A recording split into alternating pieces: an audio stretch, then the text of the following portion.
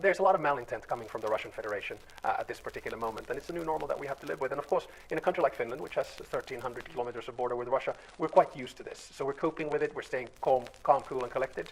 We take necessary measures, including joining NATO. We take necessary measures, including confiscating vessels. So we're quite relaxed about it, really. Because Mark Rutte isn't. He said that while we're not in a kinetic war now and we are safe, in 4 to 5 years, we won't be unless Europe steps up on security and defence. Well, the Secretary General of NATO is concerned about the whole alliance. As President of Finland, I'm concerned about the state of our defence. And I have to say that we never dropped our guard. We still have compulsory military service. We have 900,000 men and women in reserves, 280,000 that we can mobilize at wartime. We have 62 F-18s. We have soon 64 F-35s. We have long-range missiles, land, air, and sea. And we have the largest artillery in Europe together with Poland. So I sleep my nights quite well, and I hope that our allies do as well, because they can be quite assured that we play our part in the alliance. But you're also an expert on the EU, having spent a lot of time there. What would you urge Europe to do for the sake of Finland and 27 member states altogether to ensure that Europe will be safe? Well, I think there are a few things that we need to do. First is we need to hike up our defense expenditure, because our holiday from history is now over. So it is in our vested self-interest to promote and spend more on defense, unfortunately, of course. Secondly, we need to pool our defenses better. So we need to do orders together in order to bring down the price of them. And of course, the third thing we need to do is to work very closely with our closest ally, the United States. Donald Trump has said that he would like to take over Greenland. So it's not a great start, is it? Well, we'll take one step at a time, and I think the sort of calm response from the Prime Minister of Denmark is the correct one. Okay, President Stubb, thank you very much for joining us.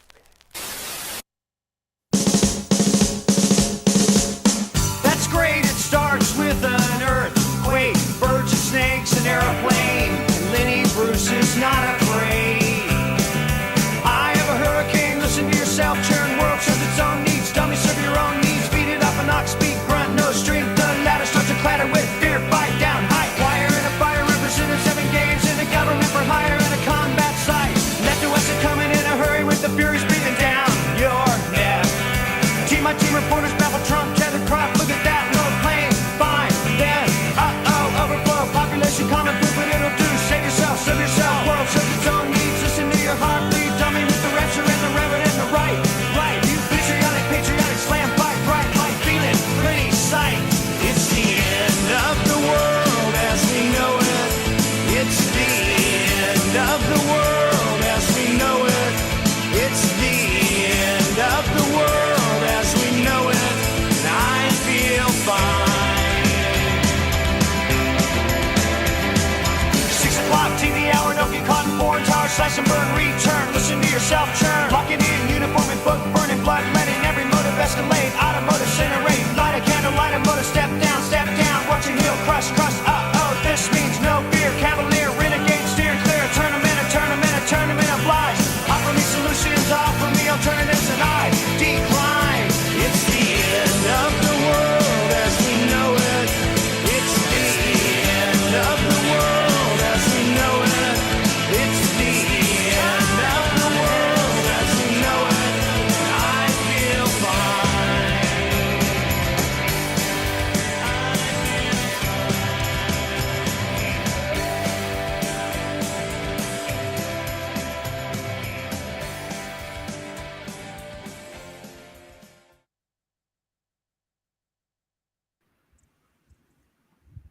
Yeah. Oh, yeah. Yeah. Yeah. Man, Yeah. let's just listen to that song like 20 times instead of talking. Yeah. Right? Instead of talking. I just listened Yeah. I just listened to the lyrics for the first time. I mean, you know what I mean? Like I've listened to that song 1,000 times. It's REM's one of my favorite bands, but I just heard those lyrics for the first time, right? Like, Right.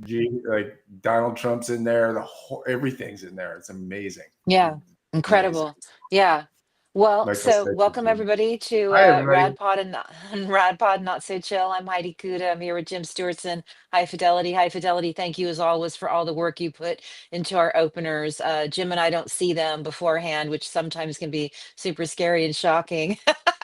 But for the most part, I really appreciate your artistry. Yeah, there's Always a reason appreciate your for that. artistry. I know.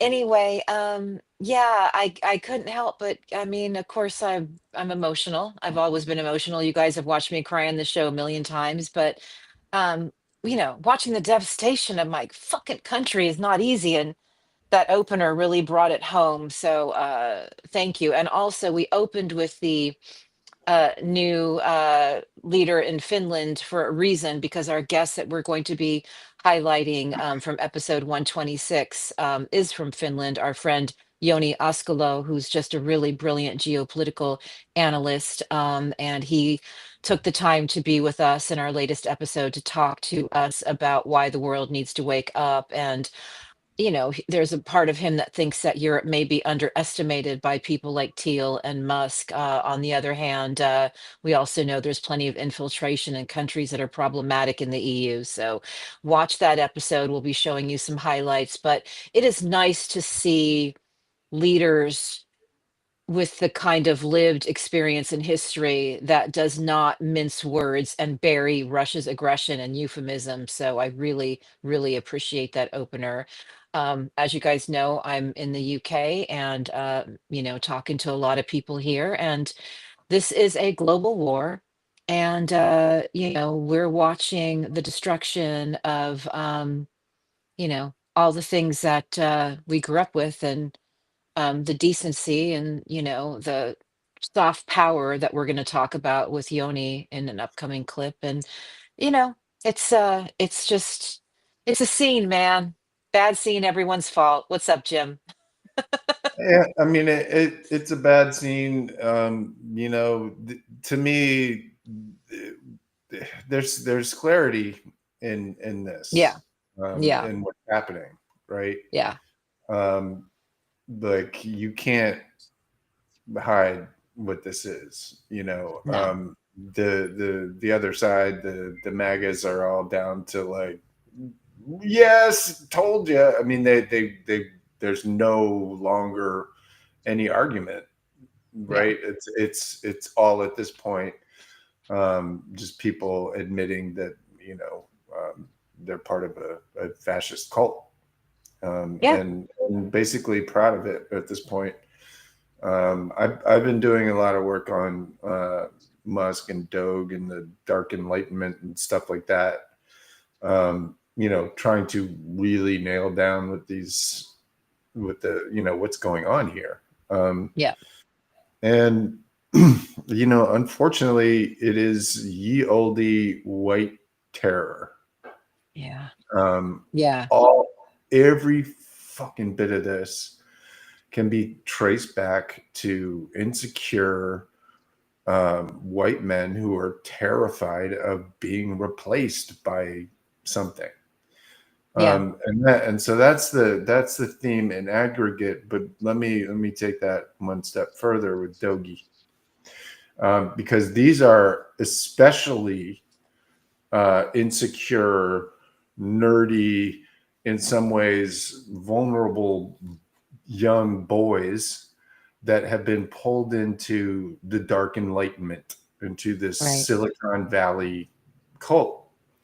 And so what we've been seeing and hearing these, horror stories about are these, 22-year-old, 19-year-old, 23-year-olds running around inside the most sensitive systems of the federal government, right? What the fuck is that about? Why, what is making them do that? What, and I have come to the conclusion that this is just literally National Socialism, and I don't mean that in it's the Nazis way. I mean, yeah, National Socialism is if you possibly can strip out the horror of it and look at it as an ideology. It's eugenics, it's scientific racism, it's dictatorship, right? Those are the core elements, and it's supremacy. It's yeah, believing that you are superior. And if you look at and hat tip Gal and Gal Squad for doing some of this research, but the people that were the guy in Pacific. Let's talk about a specific guy, one of two guys who had right access to the entire treasury payment system of the United States of America. Every single resource that we collectively have fought and died for 250 years was in the power of a 23-year-old fucking Nazi. Like, and this is some guy who worked at SpaceX and was convinced that everybody else was inferior, that his intellect was so much more, powerful than everyone else's, that he had the right to treat people like shit, and called himself a proud racist. Mm-hmm. And this goes to, and this is important to the hyper racism of the Dark Enlightenment. They come up with words and phrases like this, but again, I bring it back to National Socialism, Nazism, not in the sense of and I'm sorry for belaboring this, but it's important to me that we really get clear. Nazism, right? National Socialism, as we thought of it in World War II, is very mixed up in German culture, right? Mm-hmm. Aryanism and a bunch of crap from the Prussian Empire and stuff like that. What the Dark Enlightenment has done is basically just stripped all the German stuff off and created an American National Socialism. Right. That is the core of what they have done. They have intellectualized Nazism and turned it into a semi-occult, pseudo-intellectual word cloud that convinces generally speaking, guys on the spectrum who are very vulnerable to this kind of shit. They pull them into these things. Peter Thiel literally pulls them out of college and brings them into his Thiel thing. They pull these guys out of college knowing who's the most vulnerable, and convince them that they actually are superior to everyone else. You're not inferior, you're not insecure. It's not that girls hate you. It's that they're worth less than you. Yeah. That is the lesson that the people that are running around currently in Washington, D.C., inside of our fucking government, that's what they believe. And so what we have been experiencing, stopping here, I just wrote a piece called, it's D-Day in reverse. Yeah. You're not crazy. The reason why I'm going into this detail is you're not crazy people. You're not crazy that this is happening. But also, the reason why I say this, and now I'm stopping for real, is that understanding it is to defeat it, right? Yeah. If enough people really understood how god awful, gross, and just despicable this really is, right? We could make a lot of a difference. And so thank you so much. Thank you so much for that, Jim. No. I've been doing a lot of thinking about this shit. It's expected, and I actually have a couple things I want to say in relation to that. One of the things is that in relation to people like understanding it better now, or at least being willing to look at it, suddenly, like, I'm hearing from so many people that have discovered RadPod. It's like, we've been here the whole time, you guys, telling you guys this, but I'm so glad, better late than never.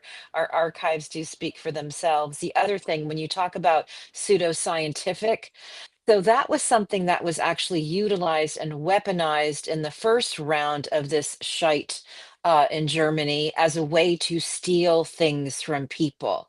So when the pseudoscience said that you are superior to this particular race, that allowed predators to go in and take those businesses. So there is also utility in this pseudoscience. So I want people to be very cynical about it from all angles. Yes, there's superiority and all of that, but there very much is a really pernicious plot alongside that allows these greedy bastards to take other people's stuff. So pay attention to that.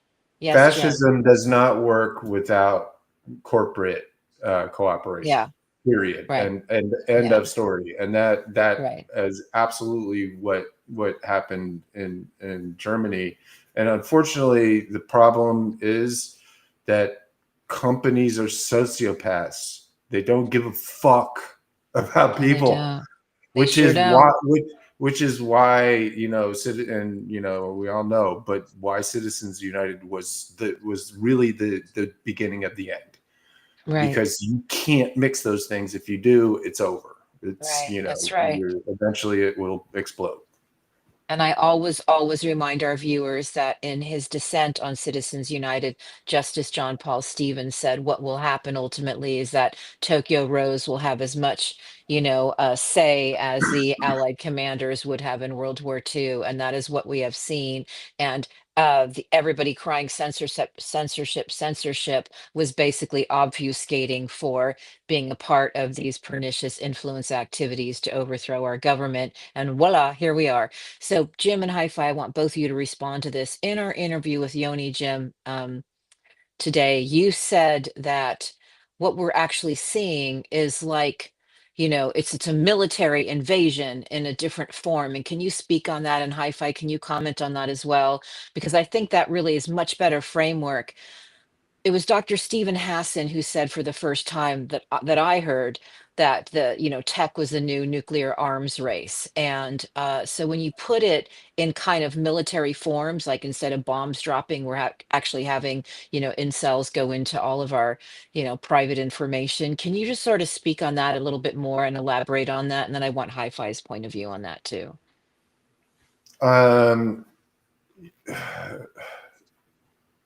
Ask me the question again. I was thinking real hard about it, and then I forgot. No, you said, and I can actually try to pluck out the exact soundbite, but you said something to the effect that you really think that this is a military attack on our Oh, government. well, yes, military. That was the Yeah. word. Sorry. Yes, it is literally. First of all, it's literally a military attack, insofar as it's our enemies sabotaging us through proxies. Yes. Okay. Right. Thank you. So that's important. I mean, you think about what they're doing with USAID, right? Yes. It's literally shooting ourselves in the fucking head. And the way you know that this is purely a gift to our enemies, right, is that it's really powerful and has been used for bad stuff in the past, which Donald Trump was going to do, by the way, in 2020. And hat tip Gal Suburban again.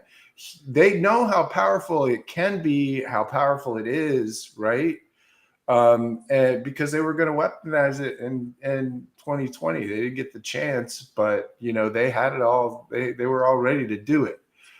So that's how how you know, right? It was, first of all, it was the first thing. It was like, wait, USAID, right? Yeah. Why are you going after this little, like, what the hell is that, right? And it was just so rapid. It was right to it, and it was just absolutely brutal. And that is how you know. And then the other thing, the other way is Pam Bondi. Her first thing that she does, or maybe third thing actually, is getting rid of the FBI's task force on collecting sanctioned money from Russian oligarchs. Oh my God. Wow. Wow. So we know about military coups in history, and this has to be like, wow. Wow. Right. You've got to. Wow. We have an invasion force. It is a fucking invasion force of our enemies, right? So in that sense, it is military because but it's also what they're doing is highly strategic. They know what they're doing in terms of this is not just Bannon style flooding the zone. It's not just oh, they're trying to shock and awe. No, this is a very, very deliberate strategy to take down the government. And Elon Musk, my fear is putting a backup plan in place, right? Like these shitheads rewrote software.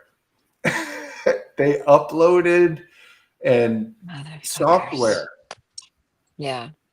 These racist little chuds that have been smoking Curtis Yarvin's farts for like their whole lives literally rewrote the treasury. So the point is, for me, like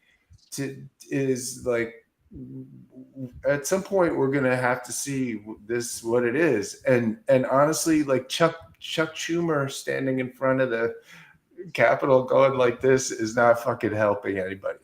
Like we need actual leadership. We need actual people out there. Ayanna Pressley was the exception, but I have to say, looking to other countries and hearing, that opening from the leader in Finland was really, really important, and listening to what people in Poland are saying and what people in Lithuania are saying, what people in Georgia are saying, in Romania, like that's where we kind of have to go for information. And unfortunately, that's exactly the kind of backbone and spine we actually needed in America. High Fidelity, can you help us shape this in military terms? Because I think that is very helpful. Well, right now, Musk is running extraction maneuvers on our government. The first thing he grabbed is everyone's social security number and financial data. I don't know how long I've been talking about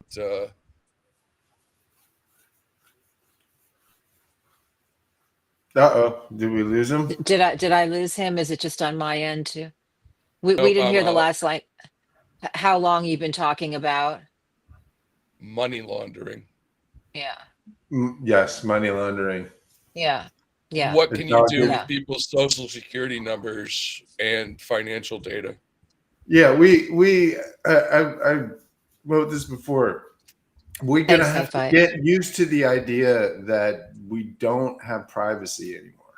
Yeah, right. I'm really sorry to put it that way, but you cannot ever anymore assume that you have privacy now. Yeah. Right? You can't assume that, your activities, to the extent that they are digitally captured in any way, are hidden from the government, and moreover that they aren't going to use them against you. And I don't say that to make people paranoid. I've been operating that way for a long time now. I've known we're in a post-privacy world for a decade. I just assume that I'm, that everything I'm saying is being listened to. Yeah. But most people, I don't think have really come to the realization that, all of the systems that you have had to trust, right? Yeah. And that's why it's such a dagger, right? Because you don't have a choice but to trust the Social Security Administration. You don't have a choice but to trust, some of these organizations that have been infiltrated. You don't have a choice but to give them your fucking bank account if you want to get your tax back, and unfortunately, all of that stuff is now up for grabs. Oh, including the air traffic control system. That's going to be fun. We're going to have Elon Musk running air traffic control from X any minute. I fucking guarantee it. It's just the the post-privacy world is something that has been very clear for a long time. Enemies owning the platforms that we've been using, very clear for a very long time. And But I it's not, am but like at that core level, you know what I mean? Like, yeah. I don't think people have internalized it, you know? Well, But that is something that we also talked about with Yoni. And it was something I'd met with Kier Giles earlier this week. And I think that it was really, we on this show have talked for many years about information warfare's impacts to obfuscate reality and truth from people. And that is why I think there's been some sort of muted response. Yes, we've been seeing some protesting happening, but not on the level that this catastrophe warrants. And Kier had a really good point, and I should pull up the quote, but I'm sleepy. The bottom line is that people don't really have the capacity and can't really comprehend what's happening. Like they just don't really, there's like they're having a tough time actually imagining that this could actually be happening and it could be as bad as it is. And part of it we talked about with Yoni as well was that that muzzle velocity, everything coming at us so fast. And if there's 3 or 6 things happening that are just absolutely egregious, underneath that are the things that they're trying to push through. And so I think there is a very important kind of new sort of muscle we're all going to have to exercise, in that we are able to focus on what we talk about more as the big picture, as opposed to just like literally lurching from moment to moment, crises to crises, because it's just too overwhelming. There has to be some sort of stepping back and figuring out where we prioritize and where we triage, and we're just not there yet. But I do think that people are really having a tough time comprehending the yeah. incomprehensible. I mean, I was thinking about this, like, you know who didn't comprehend this at all? The Biden administration. Yeah, right. Yeah, The right. entire Biden administration, right? Literally nobody in power appears to have understood what the hell was going on at all. And I'm not saying this to be whiny and bitchy. I'm saying it as to We back begged. what We yeah, yes begged. we did. Yes we did, but that's not the Yeah. point either, Yeah. right? Yeah. You know, the point is that if the federal government can be fooled by this, right? Most people are as well, especially Yeah. because the government, participated in basically hiding it from people, you Yeah. know. And I'm not saying Biden was like, trying to cover things up intentionally, but the people around him and his own level of curiosity never let them actually get to understand what this is. And the what I really need for people to do is finally now actually understand this is what this is, Yeah. because it goes fast from here. It goes Yeah. real fast, right? I Yeah. mean, genuinely, we're in the kind of environment where we could have not be able to do this in a couple of months, Oh, I right? know. That's why we're still Yeah, doing it. I know, I Exactly. know, I know, but I'm just telling the people, Yeah. Yeah. So it is important to step back, understand it from a global perspective. For me, I know it sounds, for some people it sounds like doom and gloom. We can't think about all this big stuff at the same time. To me, it makes it much easier to focus on the little stuff, because it, as you said, it helps you prioritize what's Yeah. important. What is it that they're, and also to your point, what is it that they are trying to prevent you from looking at, right? Yeah. For every Nancy Mace that's out there like screeching her brains out about fucking transgendered rats or Yeah. whatever it is she's doing today, Right. Right. literally, right? Right. there's a reason why, you know, all of that hubbub is going on is because, you know, Elmo's people are, you know, right now at the Office of Personnel and Management, running all of the federal government through AI, which is apparently happening, by the way. They're literally trying to find fraud by running the government through Grok. So before Hi-Fi shows the first clip from Yoni, I wanted just to say that in the meeting with Keir, he talked about how, and you're referring to the Biden administration, there needed to be a you know, all-in effort to help Ukraine defeat Russia, right? And his thinking was that that opportunity was missed because of the conviction within the United States leadership that it was more dangerous to defeat Russia than to allow Russia's neighbors to be slowly but surely destroyed. And that was pretty devastating. But it's like, yeah, that probably was the calculation, you know. And here we are, watching America get. There's you know, and I've talked about this before. There's an establishment cult, you know, of sorts that doesn't allow people who have been in it for too long to, you know, see outside of it, right? It still astonishes me, and that they focused so much on norms and the institutions and all of those things, and openly, right? Like it was their main focus. And you know, I kept thinking to myself, okay, I get that you're worried, that's fine, but why are you up here talking about it for 45 minutes like it's the actual point? It's not actually the point at all. Fuck your institutions, because your job is something that you need to do. So that's the important part. And you know, to some extent, you know, again, not to be nihilistic or whatever, like shit's gonna change.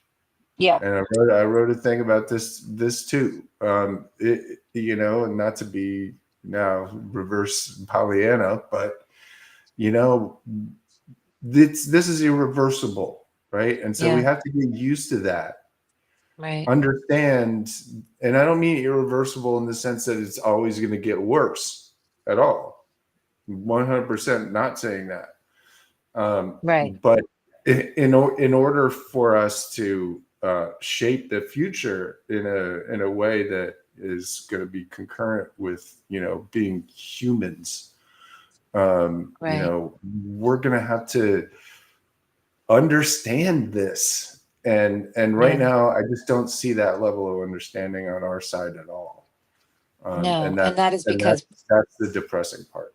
That's that is what Yoni said when he was talking about our guests, which we're going to show a clip from now. That's when he said, you know, people seem to not have an interest in truth, and they're going to have to form one pretty quickly, because as we always say on this show, you might not be interested in war, but war is interested in you. And we are now seeing what this war looks like. There's a billionaire coup that's occurring in America, and we are going to have to navigate this. And how we do that is going to be, you know, some kind of collective is going to have to form. And again, it'll more than likely be outside of the Democratic Party, who does not has not shown the type of leadership that we would have hoped for. High Fidelity. I think it's what Bannon called this muzzle velocity, where you kind of throw stuff at people every day more and more, so that people at some point just get tired and don't really realize, because you're always caught up in the next scandal or next issue that's coming up. And it's extremely bad this time because they had years to prepare, and they had the experience from the first term when there were still some checks and balances and still some somewhat decent people in the administration that were kind of slowing down Donald Trump and also among elected Republicans. So this time they made sure not to have any that would slow them down, and to only have loyalists there in the administration. So it's very scary, because they have these billionaires who are helping them, and they have X, and they have TikTok, and they have they have all these platforms, and then they have some medias with the Fox News and some owned by Bezos and so on. So overall, it's just much better organized than the first time. It's kind of like a redo of the first administration, but just with more loyalists, better organized, not so focused on the second election and so on. And yeah, it's very scary. And I've been thinking about how to deal with it, because people have different theories on whether we should actually take them seriously when they say things or not. And I think the best way is still to call them out every time they do something crazy. But I think we should try to really keep the big picture in people's heads as well. So we should try to kind of not only look at each scandal or each crazy thing that they say, but to kind of remind people constantly about the big picture of what's going on and how they're failing to do what they promised to do. And also, I think we should make fun of them and be better at mocking them in general, because that's a way to do it so that people remember and understand, because Republicans have been extremely good at mocking Democrats and making fun of them and supporters. And I think it's really important to ridicule Elon Musk and Donald Trump, because that's something that people understand and remember.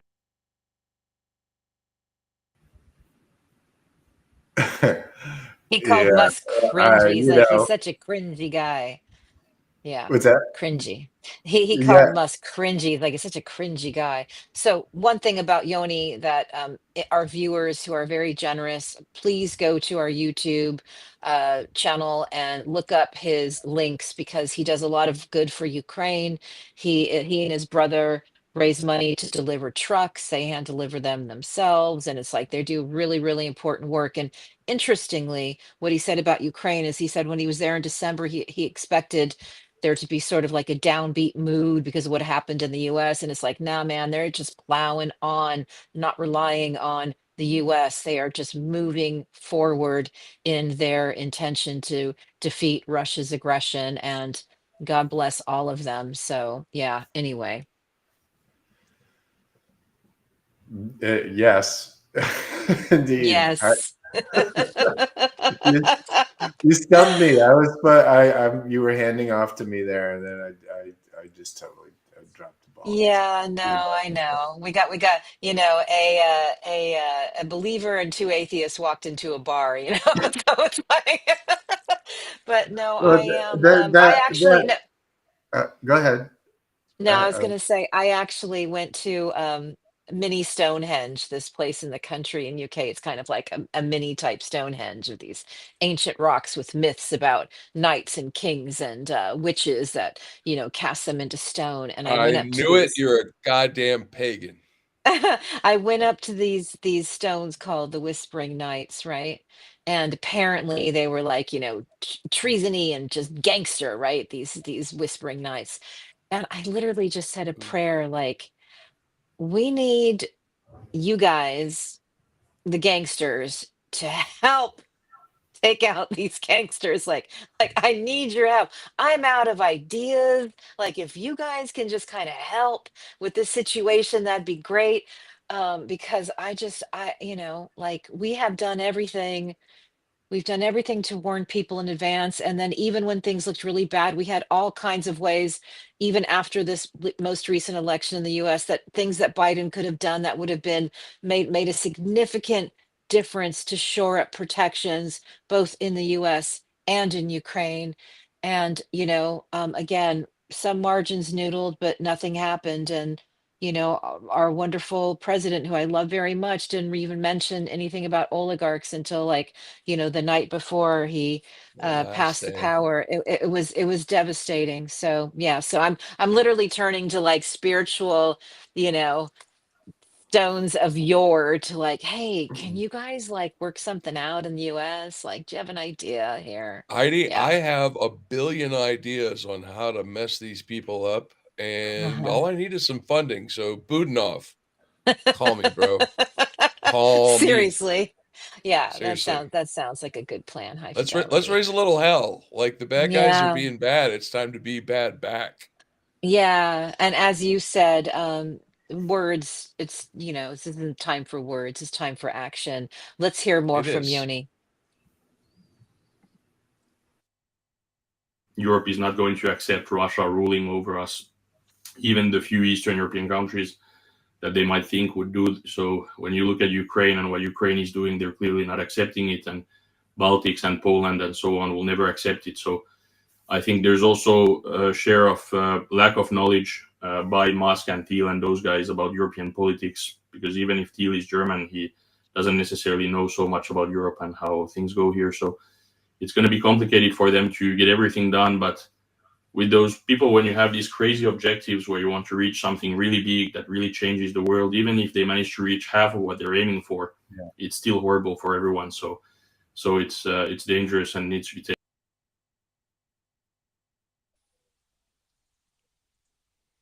Nobody's taking it seriously, are they? Everybody's No, talk. They're taking it seriously now. I think, at least more. But it's a little late. What's it going to take? Yeah, it's very late. It's all extremely fucking late, right? I think we have to accept that at this point. Yeah. The question is, right? It's 1933 now. Yeah. Now we know this. Okay, so there were a few years before shit really went dark, right? Yeah. Like, it was terrible. Don't get me wrong. There was Night of the Long Knives and all kinds of shit. People were being persecuted, but it could have been sabotaged, right? And it wasn't. Yeah. So we're gonna have to start looking at those kinds of scenarios, and understanding also the enemies have been looking at this stuff for long time, and this is a very long strategy, which in some ways works to our advantage, because all the shit's written down, right? Yeah. all the dark enlightenment shit, all the obviously Project 2025, it's more or less what they're doing from a tactical point of view, from an ideological point of view. It's the dark enlightenment, it's all of the stuff that we've been screaming about. It's QAnon, it's all that same stuff. Yeah. And so I think the question is, and I will say this again, I still think that the potential coalition that saves the country is some part of MAGA or the disillusioned Trump voter, and the rest of us, who put aside our fucking differences for a while and decide, hey, fuck this guy. Seriously, we can fight about our differences, but this motherfucker comes in from where? From South Africa? Now, by the way, just as a small, example of how egregious this is, right? Rubio Marco, fucking little Marco, sorry, canceled the trip to the G20, right? Which is something that a country like America would want to do, because you want to be with your allies and meet about stuff. Why didn't little Marco want to go to the G20? Little Marco didn't want to go to the G20 because Elon Musk is a fucking Nazi. Let me explain. Elon Musk is extremely upset openly with the South African government because it's racist against white people, because it's anti-apartheid. He's open about this. He's screaming his head off about it. Donald Trump did a couple of truths about it, and the G20 is held where? In Johannesburg. So this administration is boycotting meeting with our allies where we could shore up our relationships, for example, with some of these countries that we're supposed to be friends with, but won't, because Elon Musk wants apartheid back. That is actually what's going on here. And it's just remarkable to me that, this kind of blatant thing can go on. You're right. There's no other reason for. I mean, Rubio said that was why. He said they have some very disturbing policies in the South African government. It's like, bro, you're Marco Rubio. You would be like. It's interesting as you say this, Jim. What I'm really hearing is what the subtext is on this war on woke. It was absolutely a way to move the Overton window all the way to normalizing white supremacy. Yeah, that's yeah, it. completely. That's what it's I mean that. always been. That's what it's always Yeah, been. And yeah, yeah, the way I saw Elon Musk is he, put out a meme of moving the Overton window like 3 or 4 years ago. It's like, oh shit. yeah, That's why he wants yeah, to buy Twitter. And yeah. that's literally what he's done. He has Here we moved are. the Overton window all the way to Nazis.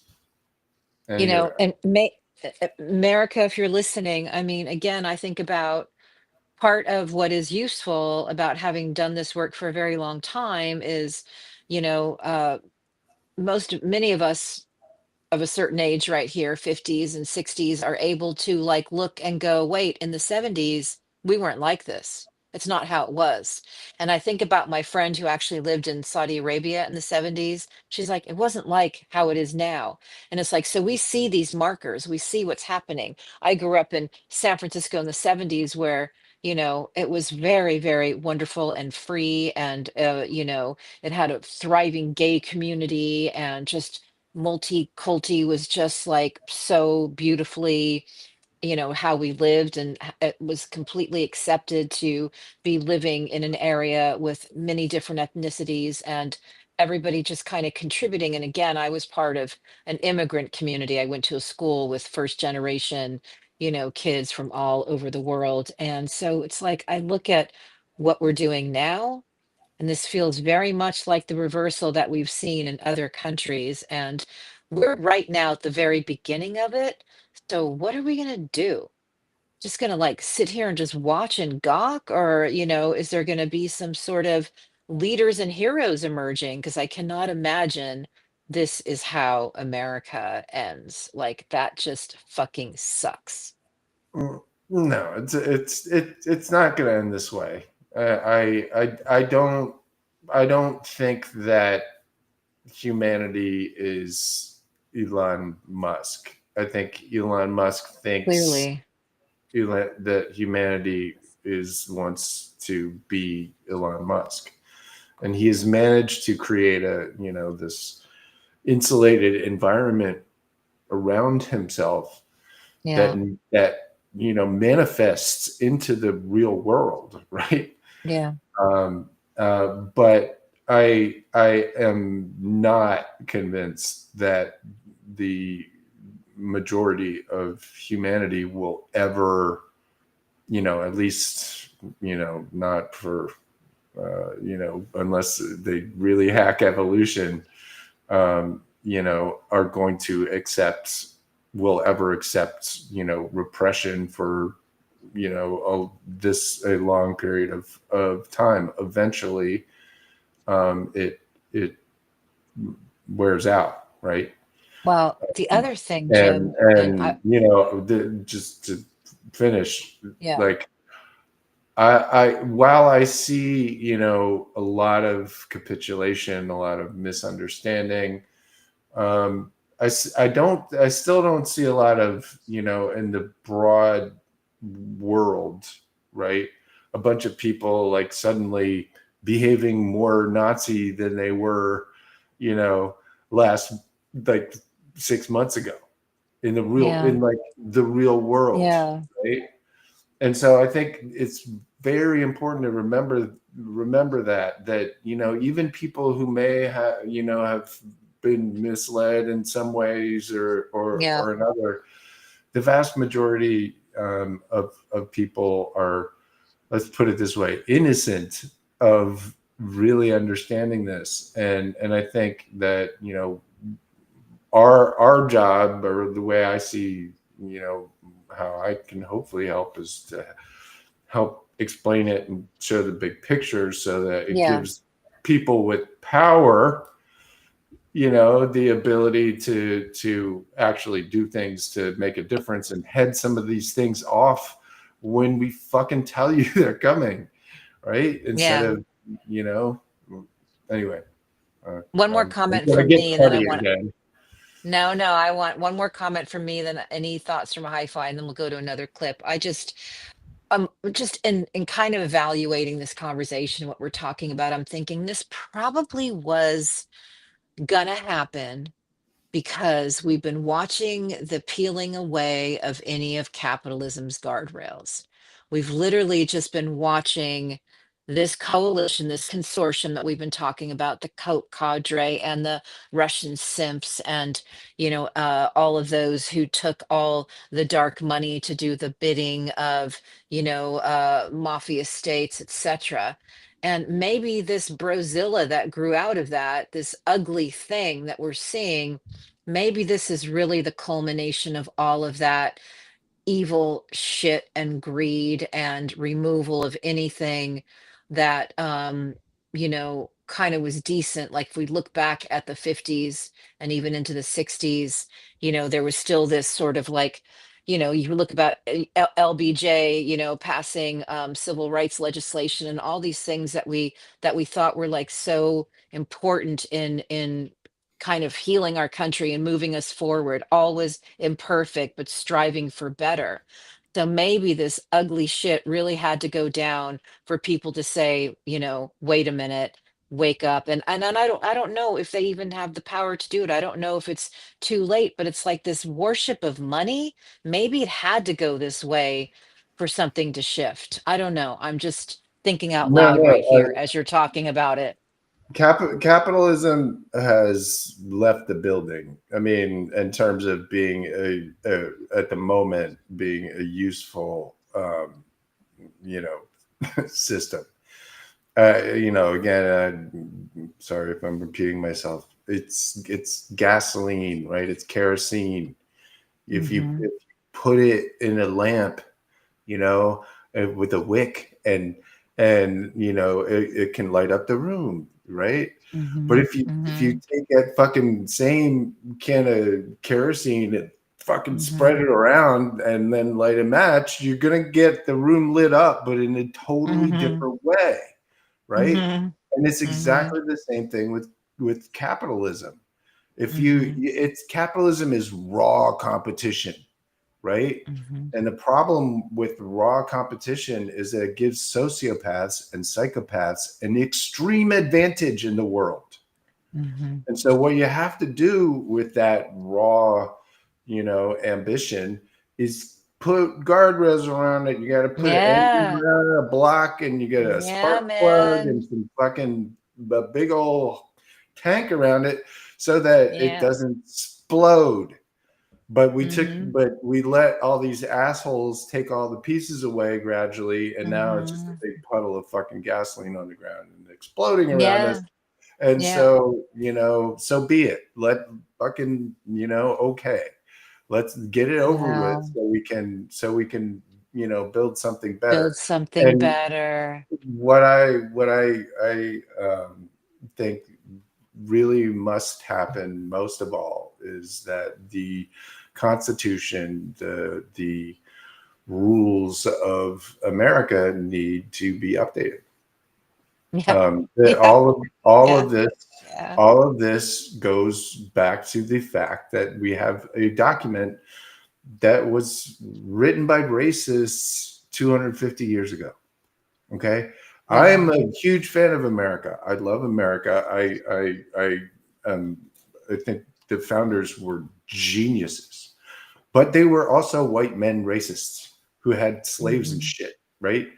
But they also knew that there was that they knew what they didn't know, which is that society was going to evolve. So they created a way for that to happen, and we just stopped doing that. Instead, what we allowed is a bunch of assholes to come in and say, we're constitutional originalists, and what this phrase actually means because of this comma. They don't give a fuck about any of it, right? It's all nonsense, like carnival bartering, because they want it to mean the opposite of what it actually means. So what we need to do, in my opinion, is take the damn thing and clear it up. I'm not saying like the system is cool. They did some good things. The electoral system's a fucking mess. That was for the white, like, plantation holdover from this. That was the for the plantation owners to have more power, and so they would bring them into the union, like in 1775. So we have lifetime appointed judges when people we live have got to to get over 50s. The Supreme Court lifetime appointment was like 12 years then, not 50. So we need to just take this opportunity to take a hard fucking look at everything wonderful that has happened in this American experiment, and revitalize it. Little update. That's all. Little update. That's what Hi-Fi said forever. He's like, update. We can always update our software here in America, and that's the positive for me is, what if anything, is proven that this fucking thing is a mess. It's a mess. It's like if this little asshole shit show. If this little asshole can roll into DC and just start hacking the treasury. Yeah.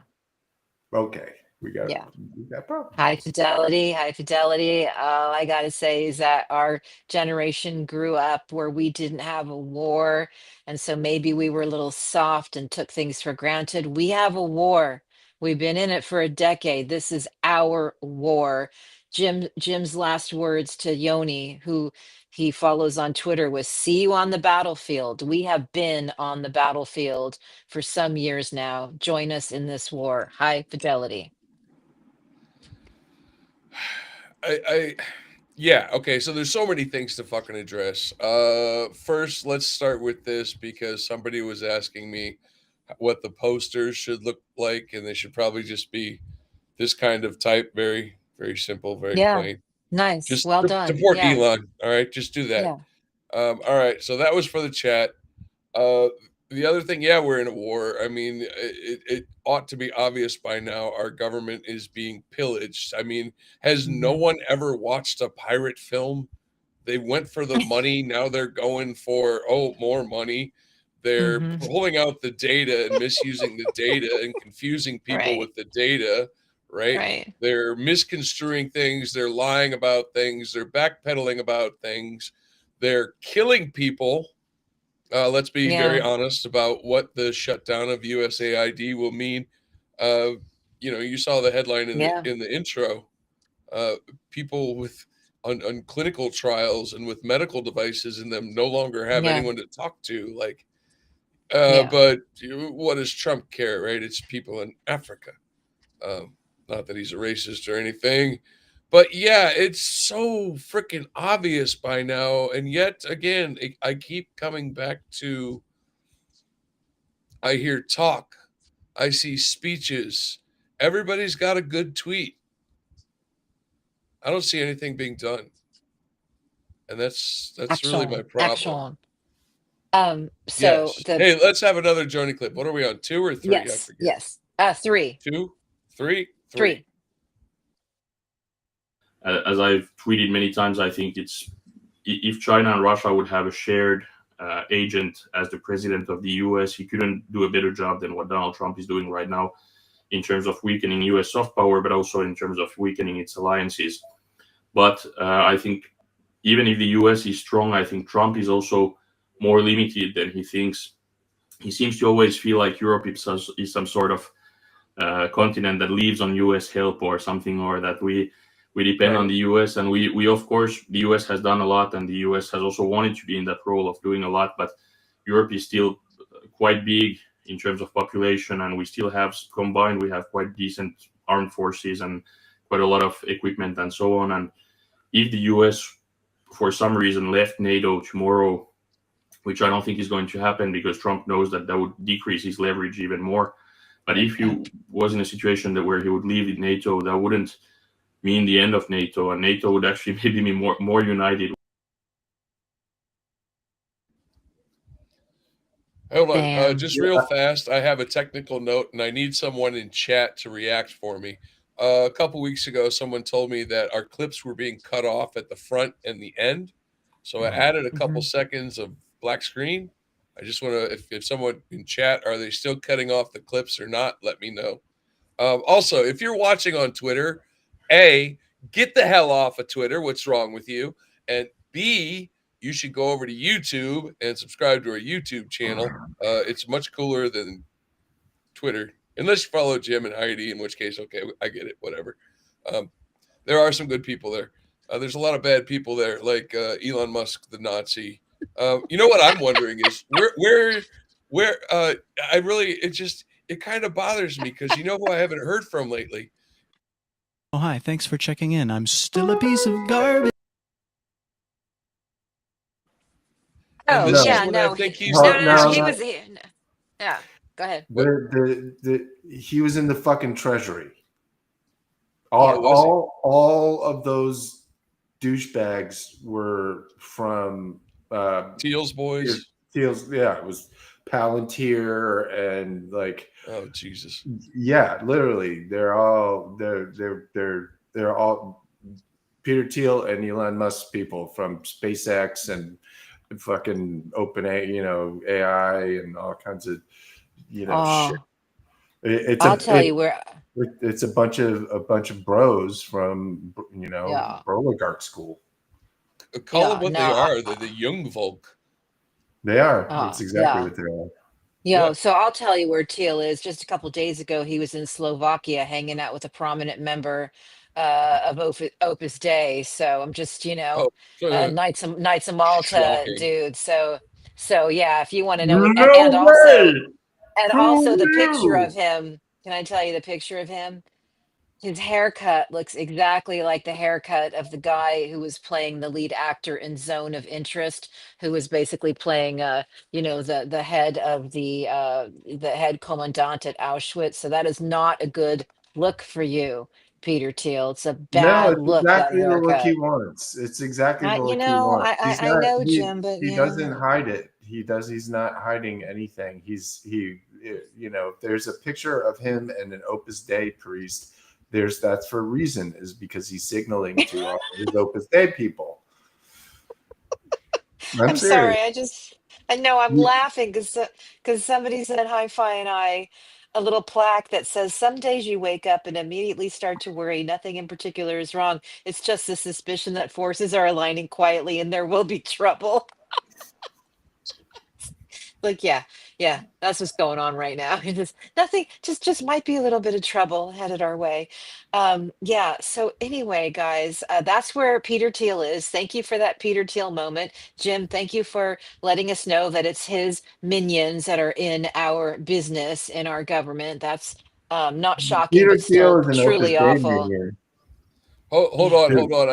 I have to do this comparison on screen. Right. I have to do this on screen. Okay, so here is the commandant from Zone of Interest, and here is Peter Thiel in Slovakia.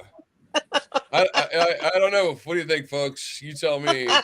Nazi or not C? Oh shit! You know what I think, guys? Man. I think it might be a Nazi. And can we just say that when was Opus Dei founded? Opus Dei was founded in the 1930s to basically be the Nazis of Spain under Franco. under Franco. Franco, and they enabled. Opus Dei and Franco basically teamed up with the Catholic Church to take over Spain, and Opus Dei was and has been super anti-communist, and also did a lot of wheeling and dealing with yieldy Nazis, and kept a dictatorship in Spain all the way until the 70s.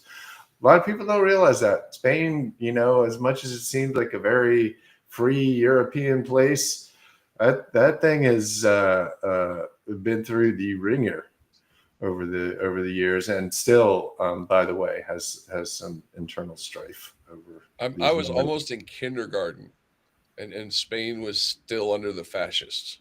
So learn all about that in our Gareth Gore episode from a couple months ago. That's still probably the most watchful episode of RadPod. So he wrote Opus. It was a very important book and a really wonderful interview. I think we have one more clip, and then Hi-Fi is going to take us out with deep thoughts and music. The issue is people don't care about the truth anymore so much, but for those who actually care about the truth, if you look 6 months back or 1 year back, and if you look at people who have been criticizing Musk and Trump and what they're doing, as you guys have seen with what your involvement and your activism, there's always a lot of people, and they're not necessarily all evil people, but there's a lot of people who always feel like we're exaggerating and overreacting, and that we have TDS and so on. And it's sad to see this, but it's just how people are. And I think we're past the point where we need to care about what these people say. And of course, sometimes when I say something negative about Musk and Trump, and I get these comments by people who seem kind of like serious people, and they say you go too far, or I support what you do for Ukraine, but I don't support what you're doing against Trump, and this type of stuff, it always makes you think for a second that maybe you're going too far. But I think that we're well past that point. And when we're seeing what Trump and Musk are doing and what's going on, I think all the worst nightmares and things are happening, and it's actually even worse than we expected.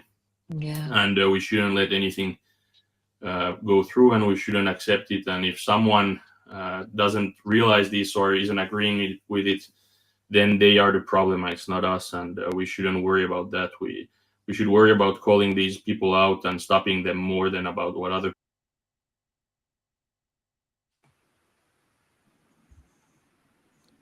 And we absolutely should call these people out. Word. Yeah. Word. As we've been doing. Deep thoughts with you're gonna take deep us thoughts out with high fidelity. All right. Okay, so I needed to talk about something real fast, and this has been bothering me for a while. And we're just gonna go. I just want to give you guys a little bit of history. All right. So Elon Musk has this Department of Government Efficiency, which is something he made up, and he based that Doge off of a meme coin that he pumped and dumped, right? Mm-hmm. And there was, he talks about money laundering. It's obvious that he talks about money laundering. Ooh, that was cool. Let's not do that one. He talks about money laundering. And the reason he talks about money laundering, well, I've been pointing this out for a while. So anyway, this is this meme Doge coin that he was pumping. And that actually comes from a meme from the internet. And that was from the Doge meme. And it was about this dog. But the word itself and the meme itself actually comes from this, the Doge of Venice. And the Doge of Venice was a lifelong leader that was elected through a very complex process. Wow. So when people tell us, oh, it's just a meme, or don't pay attention to the words he's using, I would disagree with that. You buried the lead there. You go back to that and read the last line in the first section, because it's important. The Doge of Venice acted as both the head of state and head of the Venetian oligarchy. There you go. That's what I was looking for. Wow. Head of state and the head of the oligarchy. Yeah. He named himself after what he's doing, right? Yeah. There is a deep state. It's just not who you think it is. Yeah. Anyway. Yeah. And I'm Wow. going to stand by that comment. High All right, five. listen. Thank you. Thank you for that high five. That was really important. I hope that people are paying attention. I want people to understand that. So when they hear the word Doge, they know exactly what is being said and exactly what is being referenced, all the way to the root of where it comes from. All right. And I'm going to give the final deep thought tonight to a good friend of mine from Akron, Ohio, a fellow named Ben Gage. And I got to warn everyone, this is a lengthy song, but Ben wrote it, and I think it's worth having a listen. Right on.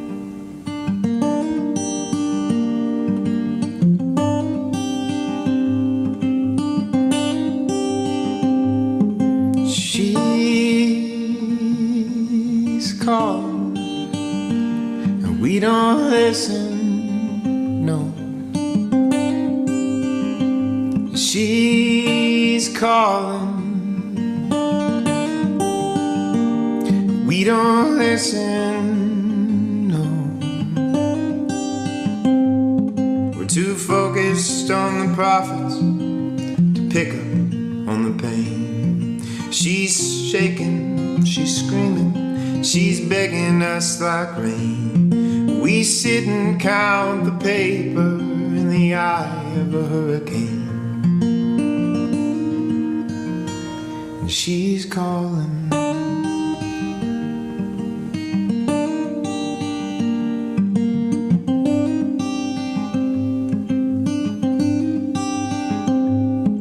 Well, the preening politicians in their Monday morning best, they go to war with their opinions and they disregard the rest.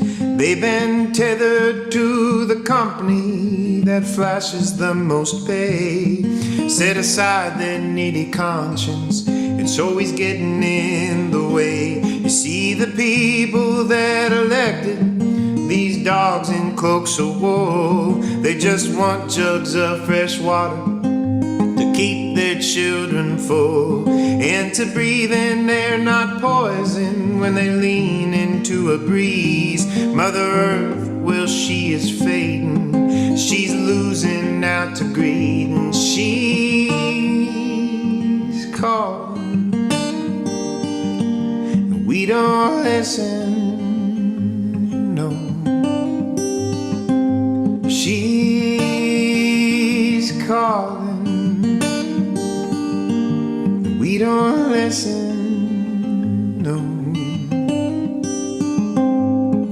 That bill that stops the building of another dirty mine starts to step on someone's wallet, so they say that it's just fine. What's a little more pollution if it means a slew of jobs? We'll lose a couple workers, but the top still likes those odds. It's all buddies in the courtroom, those characters from before.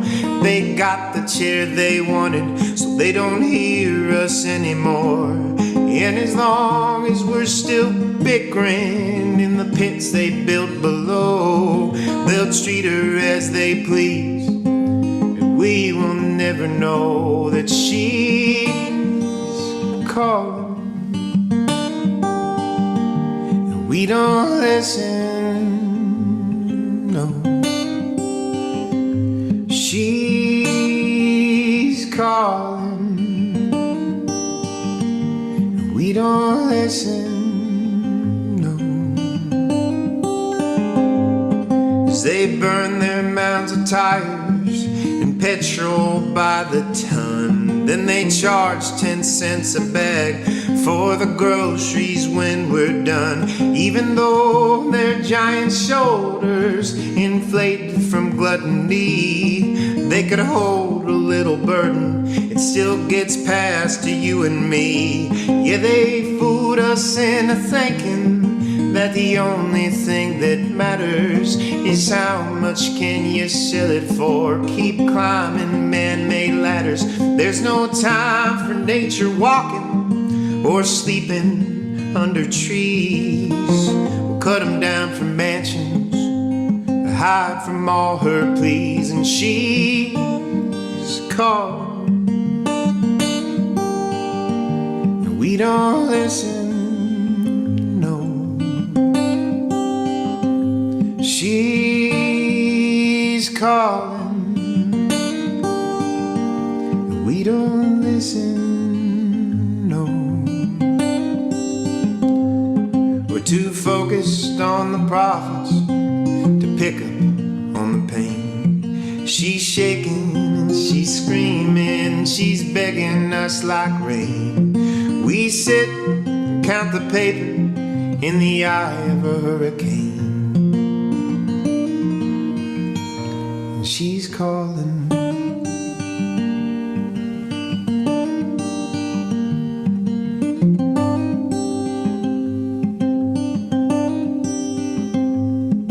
Well, maybe there's a message, maybe there's a chance if we free our public servants from the corporation's trance. When numbers on a ledger come in second place to the health of the only home that holds the human race, then maybe we can start connecting with our neighbors like we should. Stop fighting over diversions like they knew that we all would. They can have their dirty dollars, I'll take deep breaths and take love. Practicing my sorries, when she rings I'm picking up. And she's calling.